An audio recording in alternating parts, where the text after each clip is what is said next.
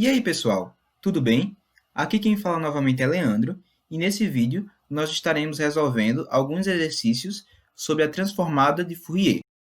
Ao longo do vídeo, nós iremos abordar o seguinte tópico, que é o cálculo da transformada direta e inversa de Fourier, utilizando as propriedades e a tabela de transformadas que nós aprendemos no vídeo passado. O primeiro sinal que iremos analisar será o x1 de t, que é igual ao het de t menos 5. De início, nós iremos olhar a tabela de transformadas de Fourier e iremos encontrar o seguinte par de transformadas. Se o nosso sinal for het de t sobre tal, o nosso dual na frequência será tal vezes o sinc de ômega tal sobre 2. Fazendo tal igual a 1, nós teremos que o dual na frequência de het de t será o sinc de ômega sobre 2. Porém, no nosso caso, o x1 de t é um het atrasado no tempo em 5 segundos. Ou seja, nós teremos que utilizar a propriedade do deslocamento no tempo, que é a seguinte. Se o nosso sinal for x de t mais ou menos t0, o nosso dual na frequência será x1 de ômega vezes a exponencial de mais ou menos j ômega t0.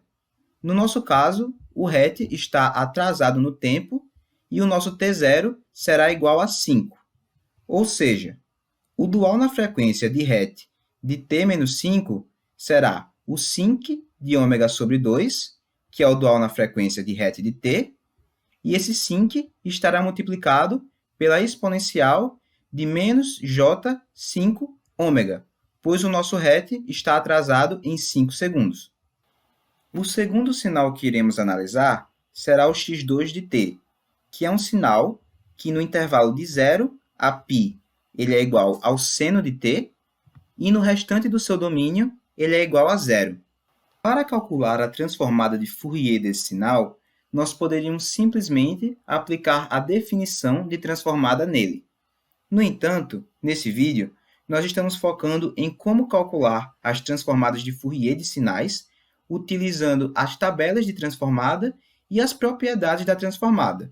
Ou seja, para calcular a transformada direta de Fourier do nosso sinal, nós teremos que visualizá-lo da seguinte forma. Ele será a soma de uma senoide que se inicia em t igual a 0, com outra senoide que se inicia em t igual a π, para que dessa forma, para os valores de t maiores do que π, as nossas senoides se anulem. E para os valores de t entre 0 e π, o nosso sinal x2 de t seja igual ao seno de t. Ou seja, o nosso sinal x2 de t será igual a uma senoide que se inicia em t igual a 0, ou seja, u de t, que é o nosso degrau unitário, vezes o seno de t, somado com uma senoide que se inicia em t igual a π. E nós podemos representar isso da seguinte forma. U de t menos π, que é o nosso degrau unitário atrasado em π segundos, vezes menos o seno de t, para que dessa forma, quando formos somar as duas senoides, para os valores de t maiores do que π, os nossos senos se anulem. Porém, nós podemos representar menos seno de t como sendo o seno de t menos π. Logo, o nosso sinal x2 de t será o seguinte. U de t vezes o seno de t, mais u de t menos π vezes o seno de t menos π. Consultando a tabela de transformadas de Fourier, nós temos o seguinte par. Se o nosso sinal for u de t vezes o seno de ômega 0t, o seu dual na frequência será π sobre 2j em evidência, multiplicado por o impulso de ômega menos ômega 0, menos o impulso de ômega mais ômega 0, tudo isso somado com ômega 0 dividido por ômega 0 ao quadrado, menos ômega ao quadrado.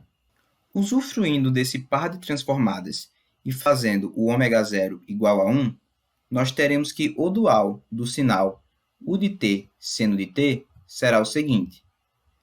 π sobre 2j vezes o impulso de ômega menos 1, menos o impulso de ômega mais 1, tudo isso somado a 1 sobre 1 menos ômega ao quadrado. De forma similar, nós teremos que o dual do sinal U de t menos π vezes o seno de t menos π será o seguinte: I sobre 2j vezes o impulso de ômega menos 1 menos o impulso de ômega mais 1, tudo isso somado a 1 sobre 1 menos ômega ao quadrado. No entanto, nesse caso, o nosso sinal está atrasado no tempo em π segundos, ou seja, nós teremos que multiplicar essa expressão na frequência pela exponencial de menos jπ ômega.